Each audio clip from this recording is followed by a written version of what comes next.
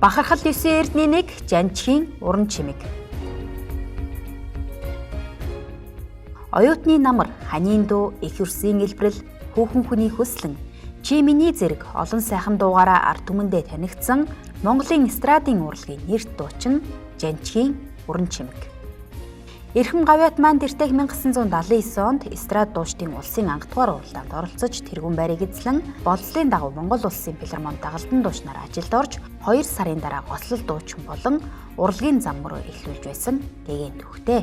Ийхүү тасралтгүй 40 гаруй жил Монголын эстрадын урлагт өөрийн хүч хөдөлмөрөө зориулж олон зуун залуу уран бүтээлч шам нарыг төрүүлэн гаргаж их амьдралын гарааг нь урлагийн ариун ертөнцтэй холбох үүрэг болжээ. Эдгээр энэ цагт үзэгч түмэн түүнийг хүмүүнлэгийн элч дуучин гэдгээр нь илүү сайн мэддэг болсон.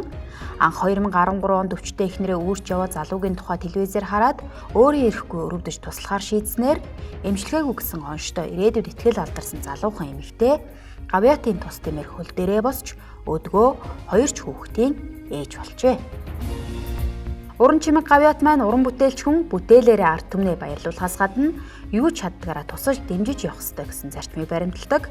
Тиймдээж хайрт хийсэн их шиг сувлагч чамдаа баярлалаа.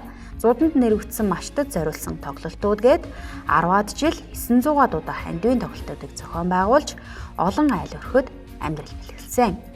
Мөн 40 жилийн хойно уран бүтээлийн тайлан тоглолтоороо өрх толгойлсон 8 ээжид иж бүрэн өргөө цагаан гэрийг бэлгэлсэн гээд түүний бүтээсэн хүмүүнлэгийн үйлсийг дурдаад баршгүй маа. Түүний энэхүү үйлсээр бахархан салбарын 99 хүмүүнлэгийн элч хүндэтгэл үзүүлсэн түүхэн агшин алтан хуудаснаа үлджээ. Олон зуун уран бүтээлчдийн дундаас ийхүү цойлон гарч нийгэмд эерэг хандлагыг түгээж чадсан Монгол Улсын гавьяат жүжигчин, эстрадын нэрт дуучин, хүмүүнлэгийн элч дуучин Жанчхийн уран чимгийг бар жилийн 9 эрдний нэгээр өргөмжилж байна.